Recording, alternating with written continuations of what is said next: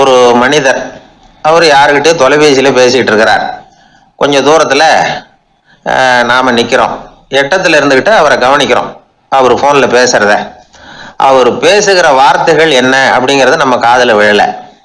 ஆனாலும் அவர் பேசிக்கிட்டு இருக்கிறது நல்ல செய்தியா கெட்ட செய்தியா அப்படிங்கிறத நம்மளால் யூகிக்க முடியும். மகிழ்ச்சியான செய்தியை பேசும்போது முகம் மலருது, புன்னகை போக்குது. இதில் ஒன்று நீங்கள் கவனிக்கணும். தொலைபேசியில் நாம் பேசுகிறப்போ நம்மோட பேசுகிறவர் எதிரில் இல்லை. அவர் தொலைபேசி வழியாக நம்ம குரலை மட்டும்தான் கேட்க போகிறார். நம்ம முகத்தை அவர் பார்க்க போகிறதில்ல. அப்படி இருந்தோம் அப்போ நம்ம முகம் ஏன் மலரணும் அப்படின்னா இதுதான் உடல் மொழி, பாடி லாங்குவேஜ் அப்படின்னு சொல்கிறாங்க. நம்ம அறியாமலேயே நம்ம உடம்பு செய்திகளை தெரிவிக்குது பாருங்க, அதுதான் உடல் மொழி. ஒரு மனிதர் தொலைபேசியில் பேசிக்கிட்டு இருக்கிறத நீங்கள் தூரத்துல இருந்து கவனிச்சுக்கிட்டே அவர் நண்பரோட பேசுகிறாரா, மனைவியோட பேசுகிறாரா, குழந்தையோட பேசுகிறாரா, இல்லை மேல் அதிகாரிகிட்ட பேசுகிறாரா, அல்லது அவருக்கு கீழே பணிபுரிகிறவர்கள்கிட்ட பேசுகிறாரா அப்படிங்கிறத கண்டுபிடிக்கலாம். அதுக்கு காரணம் அவருடைய உடல் மொழி. இந்த உடல் மொழி கூட நம்ம வாழ்க்கையின் முன்னேற்றத்துக்கு பயன்படும். இதை பற்றியெல்லாம் கூட சில நிபுணர்கள் ஆராய்ச்சி பண்ணி பார்த்துருக்குறாங்க. அவங்க சில விவரங்களை சொல்கிறாங்க. குறிப்பாக ஒருத்தர் தன்னுடைய நாற்காலியில் கிட்டத்தட்ட படுத்துக்காத குறையா உட்காந்துருக்கிறாருன்னு வச்சுக்கோங்க. எதிர இருக்கிறவர் பேசுறது அவருக்கு பிடிக்கலன்னு அர்த்தமா. தலையை சொரிஞ்சிக்கிறது, வேற வேற திசைகளில் பார்க்கறது, கொட்டாவி விடுறது, கால்களை மாற்றி போட்டு உட்கார்றது, களைப்பா கை விரல்களை அப்படியே பின்னிக்கிறது, அடிக்கடி கடிகாரத்தை பார்க்கறது, இப்படிலாம் ஒருத்தர் பண்ணிக்கிட்டு இருக்கிறாருன்னா நாம் கூடிய சீக்கிரம் அந்த இடத்த விட்டு எழுந்திரிச்சு வந்துடுறது நல்லது. ஏன்னா இதெல்லாம் அவருடைய சலிப்பு, சோர்வு, ஆர்வமின்மை இதுக்கு அடையாளங்கள். நம்முடைய பேச்சு அவரை சலிப்படைய வச்சுட்டதுன்னு அர்த்தம். அவர் ரொம்பவும் சோர்ந்து போயிட்டாருன்னு பொருள். நம்முடைய பேச்சில் அவருக்கு ஆர்வம் இல்லைன்னு அர்த்தம். அதே நேரத்தில் நாற்காலியின் நுனியில் அமர்ந்து உடலை முன்னுக்கு நகர்த்தி எதிர இருக்கிறவரின் கண்களை பார்த்துக்கிட்டே பேசினாலும் சரி அல்லது பேச்சை கேட்டாலும் சரி, உங்கள் பேரில் மற்றவங்களுக்கு உள்ள பிடிப்பு அதிகரிக்கும். நாம் எப்படிப்பட்டவருங்கிறத நம்ம உடம்பும் நடை உடை பாவனையும் அடுத்தவங்களுக்கு காட்டி கொடுத்துரும். உங்கள் உடம்பு, உங்கள் பார்வை, நடை, உட்கார்ற விதம் இதை வச்சுக்கிட்டே நீங்கள் பொறுப்புள்ளவரா, முரடரா, அலட்சியமானவரா, மரியாதை தெரிஞ்சவரா, அடக்கமானவரா, நம்பிக்கைக்கு உரியவரா, நாணயம் இல்லாதவரா, பயந்தவரா, திறமசாலியா, அப்பாவியா அப்படிங்கிறதெல்லாம் கண்டுபிடிச்சிடலாம். அதனால இந்த உடல் மொழியை புரிஞ்சுக்கிட்டு நம்மளை கொஞ்சம் சரிப்படுத்திக்கிட்டோம்னா வாழ்க்கையில சுலபமா பல காரியங்களை சாதிக்க முடியும். ஒரு மனநல மருத்துவமனை, அங்க ஒருத்தர் ஒரு நாற்காலியில உட்காந்துக்கிட்டு கார் ஓட்டுறது மாதிரி அப்படி பாவனை பண்ணிட்டு இருந்தார். ஸ்டேரிங்கை திருப்புறது மாதிரி, பின்னாடி வர்ற வண்டியை நிக்க சொல்றது மாதிரி, அப்புறம் இவர் ஒதுங்கிக்கிட்டு அவருக்கு வழி விடுறது மாதிரி, இப்படிலாம் சேட்டைகள் பண்ணிட்டு இருந்தார் மனநல மருத்துவமனையில.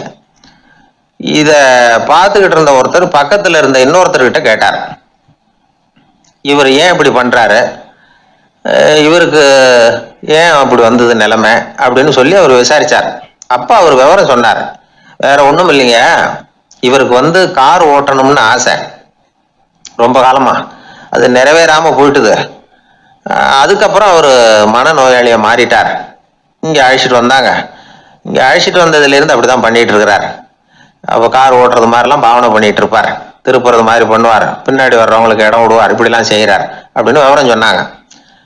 நீங்க சொல்லக்கூடாதா, இப்ப நீங்க கார் ஓட்டல, வெறும் நாற்காலியில தான் உட்காந்துருக்கிறீங்க அப்படின்னு நீங்க சொல்லக்கூடாதா அவருக்கு அப்படின்னு கேட்டாங்க. அது முடியாதுங்க. ஏன்னா அந்த காரை கழுவுறதுக்காக அவர் தினமும் எனக்கு 10 ரூபா கொடுத்துக்கிட்டு இருக்கிறார் அப்படின்னாராம் அங்க வேலை செஞ்சுக்கிட்டு இருந்த ஒருத்தர். அதனால வாழ்க்கையில நாம இந்த உடல் மொழியை புரிஞ்சுக்கணும். உடல் மொழிங்கிறது இப்போ ஆரம்பத்துல சொன்னது மாதிரி அந்த தொலைபேசியில பேசுறவங்கள தூரத்துல இருந்து பார்த்தாவே அவர் யாருக்கிட்ட பேசுறாரு, என்ன பேசுறாருன்னு தெரியும். நம்ம முகத்தை நல்லா வச்சுக்கணும். உடல் மொழியை நம்ம புரிஞ்சுக்கிட்டு பயன்படுத்த ஆரம்பிச்சோம்னா எந்த முயற்சி பண்ணினாலும் அதுல வெற்றி நிச்சயம். ஒரு ஊர்ல ஒரு பெரியவர் இருந்தார். அவர் ஒரு குரு. அவர் தொடர்ந்து தியான கூட்டங்கள் நடத்துவார். அந்த கூட்டத்தில் கலந்துக்கிறதுக்காக பல ஊர்கள்ல இருந்து சீடர்கள் நிறைய பேர் வருவாங்க போவாங்க. ஒரு நாள் அங்கே கூட்டம் நடந்துக்கிட்டு இருக்குது. அந்த சமயத்தில் சீடர்களில் ஒருத்தன் என்னத்தையே திருடி விட்டான். மற்ற சீடர்கள் அதை கவனிச்சுட்டாங்க. இவன் ஆப்பிட்டுக்கிட்டான். கூட்டம் முடிஞ்ச பிற்பாடு இவன் திருடின விஷயத்த அந்த பெரியவர்கிட்ட போய் சொன்னாங்களாம். அவர் கவனத்துக்கு கொண்டுகிட்டு போனாங்க. ஆனால் அவர் இதை காதிலே போட்டுக்கல, கண்டுக்கவே இல்லை. போய் சொன்ன சீடர்களுக்கெல்லாம் ஏமாத்தமாக போயிட்டுது. என்ன இது இவ்வளவு தூரம் நாம் கண்டுபிடிச்சி போய் சொல்கிறோம், அவர் கண்டுக்கவே மாட்டேங்கிறாரே அப்படின்னு ஒரு மாதிரி ஆயிட்டாங்க. இருந்தாலும் அதை பற்றி ஒன்றுமே சொல்லிக்கல, பேசாமல் இருந்துட்டாங்க. கொஞ்ச நாள் ஆச்சு, அதே ஆள் மறுபடியும் ஒரு திருட்டில் மாட்டிக்கிட்டான். சீடர்கள் மறுபடியும் அந்த குரு கிட்ட விஷயத்த சொன்னாங்க. அவர் அப்பவும் வழக்கம் போல் சும்மாவே இருந்துட்டார். இவர் இப்படி இருக்கிறத பார்த்ததும் அந்த சீடர்களுக்கு கோபம் வந்துட்டுது. உடனே அந்த சீடர்கள்லாம் ஒன்று கூடி பேசினாங்களாம். எல்லாருமா சேர்ந்து ஒரு விண்ணப்பம் தயார் பண்ணாங்க. அதை குருநாதர்கிட்ட கொண்டுட்டு போய் கொடுத்தாங்க. அந்த விண்ணப்பத்தில் இவங்க என்ன எழுதியிருக்கிறாங்க தெரியுமா? குருநாதர் அவர்களே, உடனே திருடனவன் மீது சட்ட நடவடிக்கை எடுக்கணும். நீங்கள் அப்படி அவனை இங்கே சேர்க்கக்கூடாது. நீங்கள் சேர்த்தீங்கன்னா நாங்கள் இங்கே இருக்கிறத பற்றி யோசிக்க ஆரம்பிச்சிருவோம். அவனை இந்த மடத்தை விட்டே துரத்தி பண்ணணும்.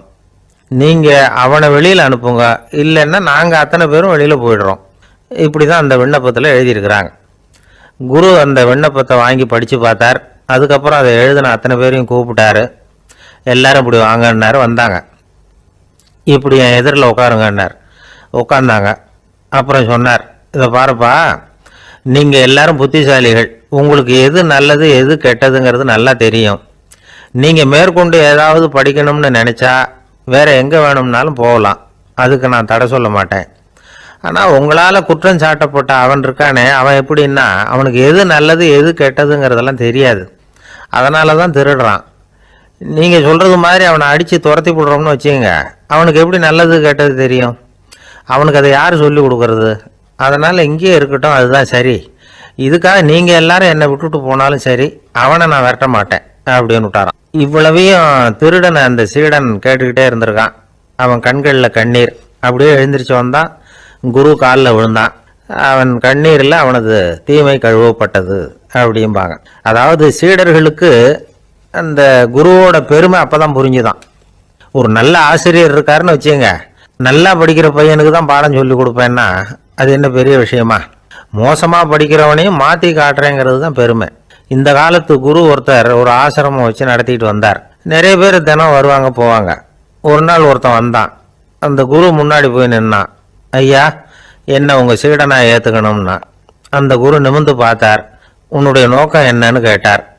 ஐயா, உங்ககிட்ட கொஞ்ச நாள் இருந்தேன்னா நல்ல பழக்க வழக்கங்களை கற்றுக்கலாம், அதுக்கப்புறம் வெளியில் போய் ஒரு நல்ல தொழில் தொடங்கி வாழ்க்கையில் முன்னுக்கு வரணுங்கிறது தான் என்னோட நோக்கம் அப்படின்னா. நீ சொல்கிறது சரி, ஆனால் உன்னால் இங்கே நல்ல பழக்க வழக்கங்களை கற்றுக்க முடியலேன்னு வச்சுக்கோ, அப்போ என்ன பண்ணுவேன் அப்படின்னு கேட்டார் அவர். அப்படி ஆச்சுன்னா என்ன, உங்களை மாதிரியே ஒரு ஆசிரமம் ஆரம்பித்து அதுக்கு குருவாக இருந்துட்டு போகிறேன் அப்படின்னு நானும். சீடன் வெளியூர் புறப்படுறதுக்கு தயாராக இருந்தான். ரொம்ப தூரம் போக போகிறான். திரும்பி வர நாளாகும். புறப்படுறதுக்கான ஆயத்த வேலைகளில் ஈடுபட்டிருந்தான். அந்த சமயம் பார்த்து இன்னொரு சீடன் அவங்கிட்ட வந்தான். நம்ம குரு உன்னை அழைச்சிட்டு வர சொன்னார், வா அப்படின்னு கூப்பிட்டான். இவன் உடனே புறப்பட்டு போனான். குருநாதரை பார்த்தான். அவர் காலில் விழுந்து வணங்கினான். வணங்கிட்டு எழுந்திரிச்சான். அவ்வளவுதான். குரு ஏதாவது உபதேசம் பண்ணுவாருன்னு எதிர்பார்த்தான். ஆனா நடந்தது என்ன தெரியுமா? குரு அவனுக்கு ஓங்கி ஒரு அடி கொடுத்தார். எதிர்பாராம இந்த அடியை வாங்கினதும் அந்த சீடன் அதிர்ந்து போயிட்டான். பக்கத்துல இருந்த மற்ற சீடர்களும் திகைச்சு போய் நின்னுட்டாங்க. அடி வாங்கின சீடனுக்கு மனசுக்குள்ள குழப்பம். நாம என்ன தப்பு பண்ணணும்? புறப்படுற நேரத்துல இப்படி குரு கிட்ட அடி வாங்குற மாதிரி ஆயிட்டுதே அப்படின்னு நினைச்சு மனசுக்குள்ள ரொம்ப வேதனைப்பட்டான். கொஞ்சம் துணிச்சலை வர வச்சுக்கிட்டு குருநாதர்கிட்டயே கேட்டுட்டான். சுவாமி, நான் என்ன தப்பு பண்ணினேன்? என்ன இப்படி அடிச்சுட்டீங்களே, ஒரு வார்த்தை கூட உங்களை எதிர்த்து நான் பேசினது இல்லையே, இவ்வளவு காலமா உங்க விருப்பத்துக்கு விரோதமா ஒரு காரியம் கூட நான் செஞ்சது இல்லையே, வந்ததும் வராததுமா ஒண்ணுமே சொல்லாம என்ன அடிச்சுட்டீங்களே, குருவே நான் செஞ்ச குற்றம் தான் என்ன அப்படின்னு கண்ணீரோட பரிதாபமா கேட்டானா அந்த சீடன். ஆனா அந்த குரு முகத்துல கொஞ்சம் கூட கோபம் இல்லை.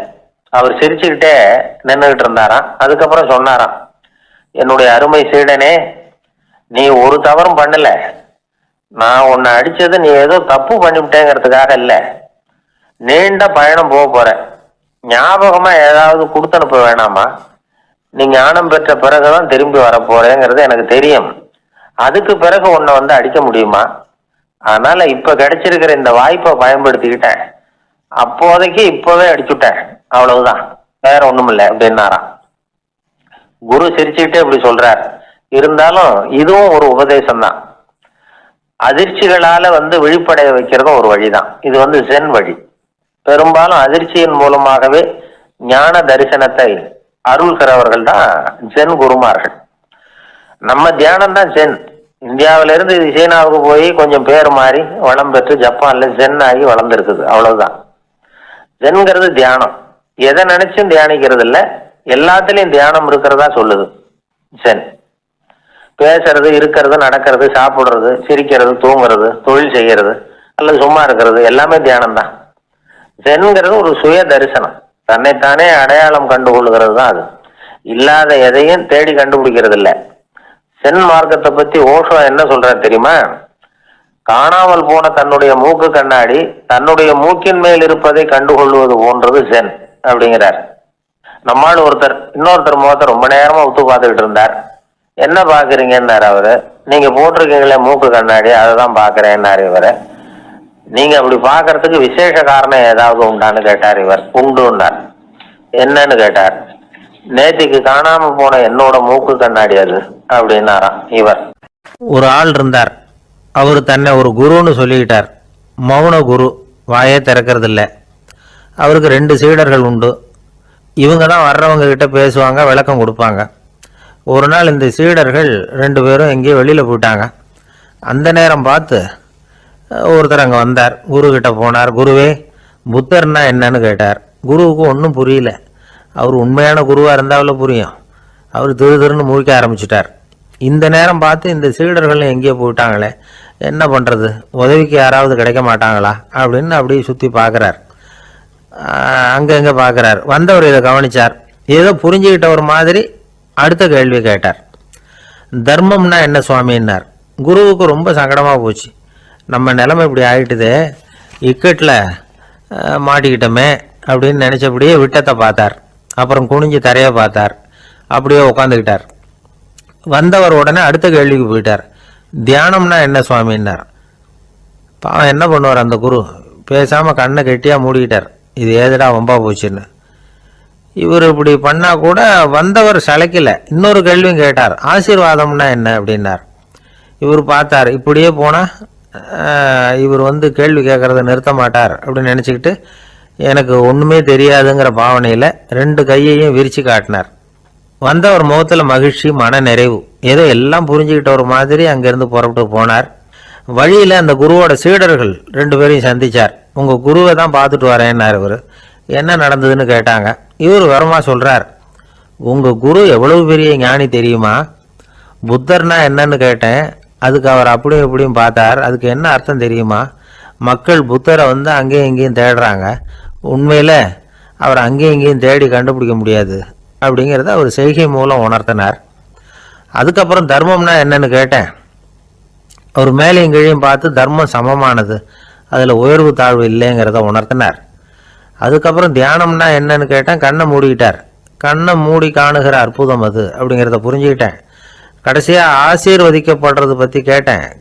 கைகளை நீட்டி உதவுறது தான் அது அப்படிங்கிறத தன்னுடைய இருகை விரித்து உணர்த்தினார். எவ்வளோ பெரிய மகான் அவர் அப்படின்னு சொல்லிவிட்டு அவர் பாட்டு போயிட்டார். சீடர்கள் அதுக்கப்புறம் மெதுவாக குருக்கிட்ட சேர்ந்தாங்க. அவங்கள பார்த்ததும் குருவுக்கு கோபம் வந்துட்டுது. அடே பாவிகளா, எங்கடா போய் தொலைஞ்சிங்க? நான் ஒரு ஆளுகிட்ட மாட்டிக்கிட்டு என்ன பாடுபட்டிருக்கேன் தெரியுமான்னார். இது மாதிரி தான் நாம் சாதாரண மனிதர்களின் புற வேடங்களிலேயே மயங்கி போயிடுறோம். அவங்க பேச்சு, செய்கை, பார்வை இதிலெல்லாம் ஏதோ பெரிய தத்துவம் இருக்கிறதாக நினச்சிக்கிறோம். உண்மையிலேயே அந்த தத்துவங்கள் யாருக்கு சொந்தம்? அவங்களுக்கு இல்லை, நமக்கு தான் சொந்தம். நாம தானே அதை கற்பிச்சுக்கிட்டோம். நம்மை நாம் அடையாளம் கண்டுக்கிறது இல்லை. நாம் யாருங்கிறது நமக்கு புரியறதில்ல. அதுதான் இன்றைக்கி நடக்கிறது. அதனால தான் அடுத்தவங்களை தேடி ஓடிக்கிட்டு இருக்கிறோம். சில வீடுகளில் கூட இது மாதிரி சைகைகள் உண்டு. சில குடும்ப தலைவர்கள் தினமும் காலையில் கண்ணை கெட்டியாக மூடிக்கிட்டு கை 2ஐயும் சுத்தமாக விரித்து வச்சுக்கிட்டே உட்காந்து தியானம் பண்ணுறது வழக்கம். எதுக்காக அப்படி பண்ணுறீங்கன்னு ஒருத்தரை பார்த்து கேட்டேன். இந்த மாதம் வாங்கின சம்பளம் பூரா தீர்ந்து போச்சு, இனிமேல் என் கையில் சுத்தமாக ஒன்றும் இல்லை, புதுசாக எதுவும் செலவு வச்சுடாதே அப்படிங்கிறத அப்படி உள்ளங்கை 2ஐயும் விரித்து காட்டி அவங்களுக்கு உணர்த்துறேன் அப்படின்னார். ஒரே ஒரு ஊரில் ஒரு ராஜா இருந்தார். ரொம்ப நல்லவர். ஒரு நாள் அரண்மனையில் விசாரணை நடந்துகிட்டு இருக்குது. அதில் ஒரு வழக்கு. ஒரு விவசாயி வந்து புகார் கொடுக்குறார். என்ன புகார்னா, அவர் வயல்ல ஆடுகள் வந்து மேய்ஞ்சி பயிரை அழிச்சுட்டுது. நிறைய உழைச்சி செலவு பண்ணி பயிரை உண்டாக்கி வச்சிருந்தேன், எல்லாம் போயிட்டுது. இனிமே நான் என்ன செய்யறது, நீங்க தான் சரியான தீர்ப்பு வழங்கணும் அப்படின்னார் அந்த விவசாயி. அந்த ஆடுகளுக்கு சொந்தக்காரர் யாருன்னு கண்டுபிடிச்சி அரண்மனைக்கு அழைச்சிட்டு வாங்கன்னு உத்தரவு போட்டார் ராஜா. சேவகர்கள் போனாங்க, ஆளை கண்டுபிடிச்சாங்க, கூப்பிட்டுக்கிட்டு அரண்மனைக்கு வந்துட்டாங்க. ராஜா விசாரணை பண்ணாரு. அப்புறம் விசாரிச்சு முடிச்சுட்டு தீர்ப்பு வழங்கினார். இந்த விவசாயி அடைந்திருக்கிற இழப்புக்கு ஈடாக உன்னுடைய ஆடுகளை அவங்ககிட்ட கொடுத்துட வேண்டியது அப்படின்னு சொல்லிவிட்டார். உங்ககிட்ட இருக்கிற ஆடு பூரா அவன்கிட்ட கொடுத்துரு, அந்த ஆட்டுனால ஏற்பட்ட இழப்பு சரியா போகட்டும் அப்படின்னு தீர்ப்பு வழங்கிட்டார். அந்த மன்னருடைய மகன் இதை பார்த்துக்கிட்டே உட்காந்துருந்தான். இந்த தீர்ப்பை இன்னும் கூட சிறப்பா வழங்கலாமே அப்படின்னு நினைச்சான். அப்பா கிட்ட சொன்னான். உடனே அந்த அரசர், சரி நீயே இதுக்கு சரியான தீர்ப்பு சொல்லு அப்படின்னார். அந்த இளவரசன் தீர்ப்பு சொல்றான். அவன் சொன்ன தீர்ப்பு என்னன்னா, உங்ககிட்ட இருக்கிற ஆடுகள் எல்லாத்தையும் 1 வருஷ காலத்துக்கு அந்த விவசாயிகிட்ட ஒப்படைச்சிட வேண்டியது. அந்த 1 வருஷத்துக்குள்ள அந்த ஆடுகள் போடுற குட்டிகள், பால், எரு எல்லாம் விவசாயி எடுத்துக்க வேண்டியது. 1 வருஷத்துக்கு அப்புறம் உங்களுடைய ஆடுகளை நீங்களே திருப்பி வாங்கிக்க வேண்டியது. இதுதான் இளவரசன் சொன்ன தீர்ப்பு. இது சரியான தீர்ப்பு தான். இனிமே என்னுடைய அரச பொறுப்புகளை இளவரசர் வசம் ஒப்படைக்கிறேன் அப்படின்னு சொல்லி ஒப்படைச்சுட்டாராம். அதாவது தாவூத் நபி, சுலைமான் நபி இவர்களுடைய சரித்திரத்துல இந்த சம்பவம் காணப்படுறதாக ஒரு நண்பர் சொன்னார். ஒரு தண்டனையை பெறுகிறவன் அதுக்கு பிறகு சமூகத்துல நல்ல விதமா வாழறதுக்கு வாய்ப்பு இருக்கிறது மாதிரி அமையணும் தீர்ப்பு. அதுக்கு இது ஒரு உதாரணம். சில தீர்ப்புகள் எப்படி அமைஞ்சு விடுதுன்னா, ஒரு தண்டனை அனுபவிச்சு முடிச்சவன் அதுக்கப்புறம் இந்த சமூகத்துல நல்லவனா வாழறதுக்கு நினைச்சா கூட அதுக்கு தகுதி இல்லாதவன் அப்படிங்கிற அளவுக்கு சூழ்நிலை அமைஞ்சிருது. இது சிந்திக்க வேண்டிய ஒரு செய்தி. இன்னொரு ஊர்ல ஒரு ராஜா இருந்தார். அவரு ஒரு நாள் ஒரு போட்டி வச்சார். என்ன போட்டின்னா, அரண்மனை வாசல்ல ஒரு பெரிய நீச்சல் குளம், அதுல நிறைய விஷப்பாம்புகள். எந்த இளைஞன் துணிச்சலா அதுல நீச்சல் குளத்துல குதிச்சு நீந்தி கரையேறி வர்றானோ அவனுக்கு 100 ஏக்கர் நிலம் பரிசா வழங்கப்படும். அது வேணாம்னா 1000 ஆடுகள் பரிசா வழங்கப்படும். அதுவும் வேணாம்னா என்னுடைய மகளை வந்து கல்யாணம் பண்ணிக்கலாம். இதுதான் மன்னருடைய அறிவிப்பு.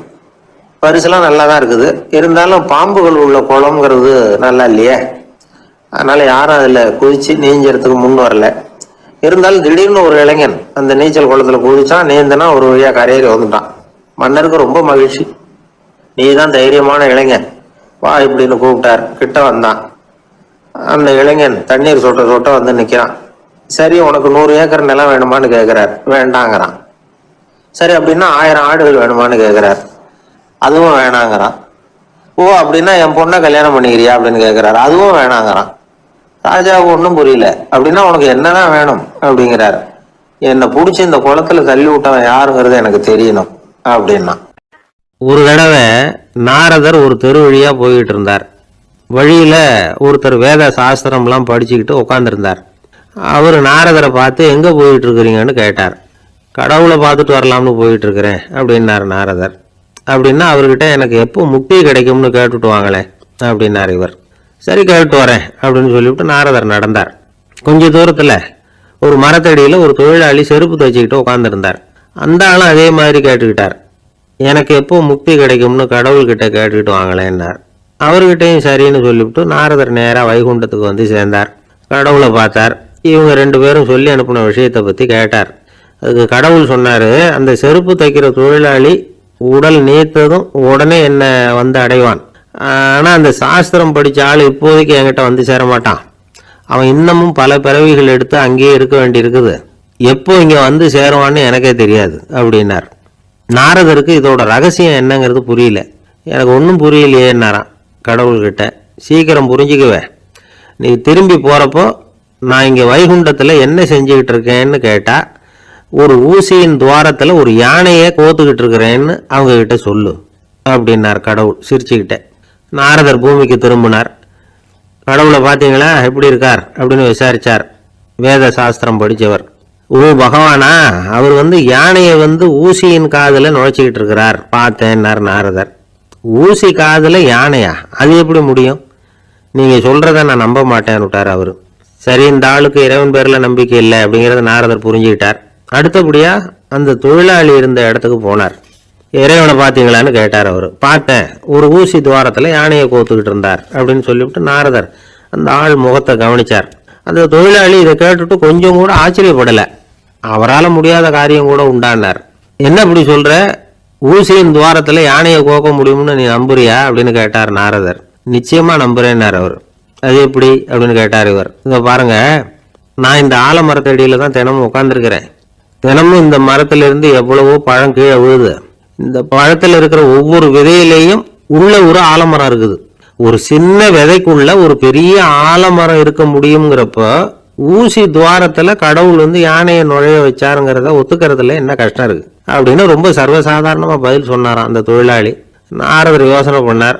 இந்த தொழிலாளி வேத சாஸ்திரங்களை எல்லாம் படிக்கலைன்னா கூட அறிவுபூர்வமா சிந்திச்சு இறைவனை நம்புறான்.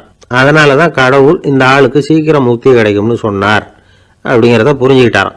இந்த கதையில வர்ற கடவுள், நாரதர், வைகுண்டம் இதெல்லாம் ஒரு பக்கம் இருக்கட்டும், ஒரு சின்ன விதைக்குள்ள ஒரு பெரிய ஆலமரம் தூங்கிக்கிட்டு இருக்கு அப்படிங்கிற உண்மை, அந்தரத்துல 1000 கிரகங்கள் சுத்திக்கிட்டு இருக்குங்கிற உண்மை, இதெல்லாம் வந்து நாம பார்த்துக்கிட்டு தானே இருக்கிறோம். இந்த உண்மைகள் வந்து அதிசயமா நமக்கு தெரியறதுனால அதை வந்து நம்பாம இருந்துட முடியாது. இயற்கையை பரிபூர்ணமாக நம்புங்கள், அந்த நம்பிக்கையே நம்ம வாழ்க்கைக்கு ஆதாரம் அப்படிங்கிறத விளக்கறதுக்காக தான் இந்த கதை. இந்த காலத்துல நம்ம பிள்ளைங்களுக்கெல்லாம் இது மாதிரி நம்பிக்கை அதிகமாகவே இருக்குது. ஒரு நாள் ஒரு சின்ன பையன்கிட்ட கேட்டேன், ஏன்பா கடவுள் வந்து ஒரு பானைக்குள்ள ஒரு யானையை நுழைய வச்சுட்டாருன்னு சொன்னா அதை நீ நம்புவியா அப்படின்னு கேட்டோம். நம்புவேன் சார், அது ஒன்றும் பெரிய அதிசயம் இல்லைன்னா. எப்படிறான்னு கேட்டோம். எப்படின்னா அந்த பானை வந்து அந்த யானையை விட பெருசா இருந்திருக்கும், அவ்வளவுதான் அப்படின்னு சொல்றான். இந்த உலகத்துல அது அதுக்குன்னு ஒரு குணம் இருக்கு. ஒரு நாய் இருக்கு, அதோட குணம் என்னன்னு நமக்கு தெரியும். ஒரு கழுதை இருக்கு, அதோட குணம் எப்படின்னு நமக்கு தெரியாதா? ஒரு குரங்கு இருக்கு, அது என்ன செய்யும்னு நமக்கு தெரியும். ஆனா மனுஷனோட குணம் என்னங்கிறத நம்ம கரெக்டா சொல்லிட முடியாது. இவன் சில நேரம் நாய் மாதிரி இருப்பான், சில நேரம் குரங்கு மாதிரி நடந்துக்குவான். எந்த நேரத்துல எந்த குணத்துல இருப்பாங்கிறத கண்டுபிடிக்கிறது ரொம்ப கஷ்டம். பேச்சு கொடுத்து பார்த்தாதான் தெரியும். பதில் வர்ற தினசை வச்சு ஓஹோ சார் இப்போ இந்த அவதாரத்துல இருக்காரு, நாம தான் கொஞ்சம் ஜாக்கிரதையா இருக்கணும் அப்படின்னு முடிவு பண்ணிக்கலாம். அது சரி, மனுஷன் ஏன் இப்படி எல்லாம் நடந்துக்கிறாங்க? ஒரு புராண கதையை கேட்டீங்கன்னா அதுக்கப்புறம் இப்படி கேள்வி எல்லாம் கேட்க மாட்டீங்க. ஆண்டவன் என்ன பண்ணாராம், ஜீவராசிகள் எல்லாம் படைச்சதுக்கு அப்புறம் அது அதுக்குன்னு ஆயுள் காலம் என்னங்கிறத முடிவு பண்ண வேண்டி இருந்துதான். அவரு பார்த்திருக்காரு, எல்லா ஜீவராசிகளையும் சமமாதான் உண்டாக்கி இருக்கிறோம், இதுல ஒவ்வொன்றுக்கும் வயசு வித்தியாசம் என்னத்துக்கு, எல்லாம் ஒரே மாதிரியா இந்த உலகத்துல இருந்துட்டு போட்டுமே அப்படின்னு நினைச்சாரு. அதனால எல்லாத்துக்கும் சராசரியா ஒரு பிளாட் ரேட்டா 30 வருஷம் ஆயுள் காலம்னு முடிவு பண்ணார். இத கேள்விப்பட்ட உடனே ஒரு 4 விதமான ஜீவராசிகளுக்கு மட்டும் இதுல திருப்தி ஏற்படல. கழுத, நாய், குரங்கு, மனுஷன், இந்த 4 பேருக்கும் தான். உடனே பகவான் கிட்ட முறையிட விரும்பினாங்க. அதுக்கு ஒரு வக்கீல் தேவைப்பட்டது. வேற யாரு, நேரா நாரதர் கிட்ட போனாங்க. அவரு இவங்க கேஸ எடுத்துக்கிட்டாரு. இவங்களை கடவுள் கிட்ட அழைச்சிட்டு போய் நிறுத்தினாரு. இதெல்லாம் ஒவ்வொன்னா முறையிட ஆரம்பிச்சது. முதல்ல கழுத முன்னாடி வந்து நின்னது. இத பாருங்க கடவுளை, நானும் நாள் பூரா பொதி சுமந்து காலம் தள்ள போறேன், ரொம்ப கஷ்டப்பட்டு பொதி சுமக்கிற எனக்கு 30 வருஷம் ஆயுங்கிறது ரொம்ப அதிகமா தெரியுது, நினைச்சாவே பயமா இருக்கு, கொஞ்சம் குறைச்சுக்கிட்டா பரவாயில்லன்னுது. பகவான் பார்த்தாரு, நீ சொல்றது நியாயம்தான். அதோட ஆயுள 18 வருஷமா குறைச்சு விட்டாரு. அடுத்தபடியா நாய் வந்து நின்னுது. சாமி, என்னோட பொழப்பே நாய் பொழப்பு, எனக்கு என்னத்துக்கு 30 வருஷம், அவ்வளவு நாள் நான் கஷ்டப்படணுமான்னது. அதுவும் சரிதான் நினைச்சாரு கடவுள். சரி, உன்னோட ஆயுள 12 வருஷமா குறைச்சு விடுறாங்க அப்படின்னு சொல்லி விட்டாரு. நாய் சந்தோஷமா வாழ ஆட்டிக்கிட்டே அங்க இருந்து நவந்து கூட்டுது. அடுத்தபடியா குரங்கு வந்து நின்னுது. சாமி, என்னோட சேஷ்டைகள் எப்படிங்கிறது உங்களுக்கே நல்லா புரியும், எப்ப பார்த்தாலும் மரத்திலையும் கிளையிலையும் தொங்கிட்டு இருக்க போறேன், எனக்கு என்னத்துக்கு 30 வருஷம்னுது. சாமி பார்த்தாரு. சரின்னு அதையும் 10 வருஷமா குறைச்சு விட்டாரு. குரங்குக்கு ரொம்ப சந்தோஷம், வாழ ஆட்டிக்கிட்டு அங்க இருந்து ஒரே தாவா தாவி வந்துட்டுது.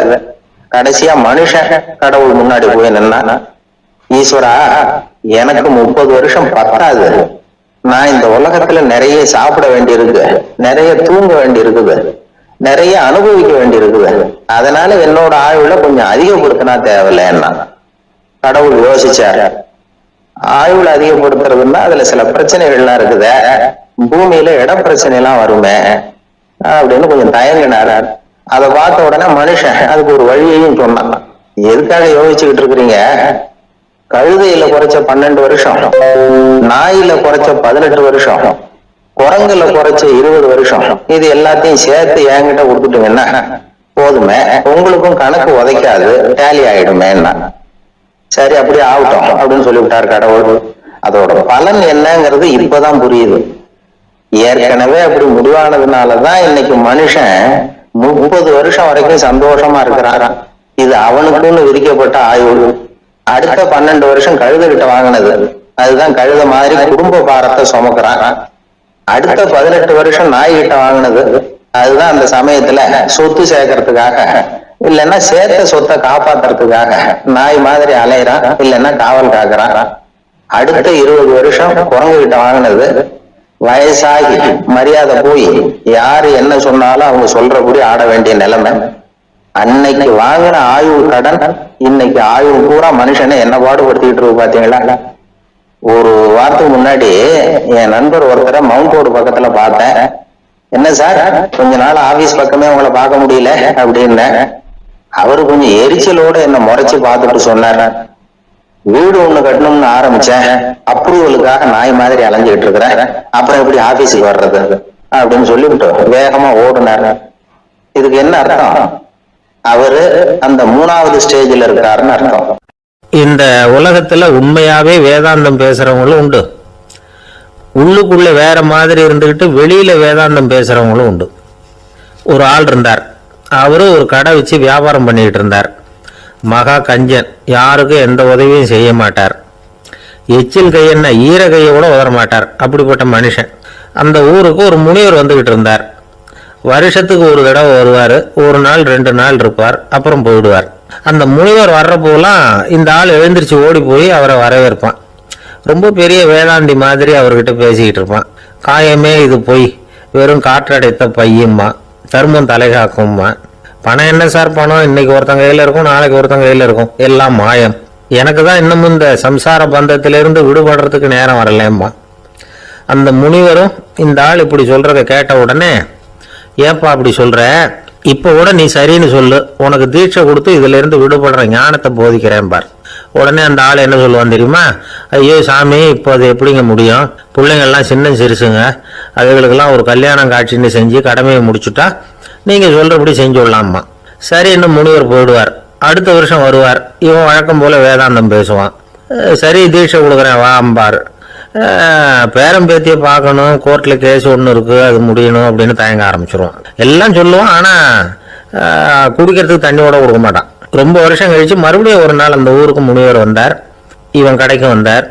அப்புறம் அங்கே கல்லாவில் நம்ம ஆள் இல்லை, அவன் புள்ள தான் உட்காந்துருக்கிறான். அப்பாவை போலவே புள்ளைய எழுந்திரிச்சு ஓடியாந்து முனிவரை வரவேற்றான். அப்பா எங்கன்னு விசாரிச்சாரு முனிவர். ஐயோ அதை ஏன் கேட்குறீங்க சாமி, உங்ககிட்ட தீட்சை வாங்கி இந்த சம்சார பந்தத்திலேருந்து விடுதலை பெறணும்னு சொல்லிக்கிட்டே இருப்பார், அது நிறைவேறாமலே போய் சேர்ந்துட்டார். போன மாதம் ஒரு நாள் திடீர்னு நெஞ்சு வலிக்குதுன்னார், அவ்வளோதான் போட்டுன்னு போயிட்டார் அப்படின்னு புலம்புனான் பையன். இதை கேட்டதும் முனிவர் சிரிச்சாரான். அவன் எங்கடா போவான், உன் அப்பா எங்கேயும் போகல, இதோ வாழை ஆட்டிக்கிட்டு உன் காலடியிலே இருந்துகிட்டு இருக்கான் பார் அப்படின்னு சொல்லி அங்கே நின்றுகிட்டு இருந்த ஒரு நாயை சுட்டி காட்டினாரான்.